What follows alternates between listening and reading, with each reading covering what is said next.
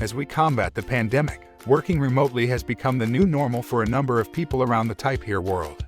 However, this also has a very serious implication. Cybersecurity experts say that it is a hacker's paradise. Did you know? There is a hacker attack every 39 seconds. Remote working has made us prone to these risks.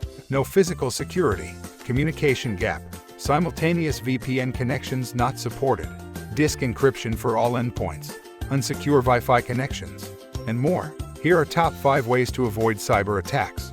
Enable built-in firewalls to prevent malicious programs. Safeguard your home router and avoid public Wi-Fi by changing your router's password frequently, setting encryption to WPA2 or WPA3, switching off the WPS, avoiding unsecured public Wi-Fi. Have a backup strategy. Use strong passwords. Connect to VPN. Prepare for cyber attacks well in advance before you're a victim by taking the necessary safety measures. Should you want to know more, drop us an email at info@graziti.com and we'll take it from there.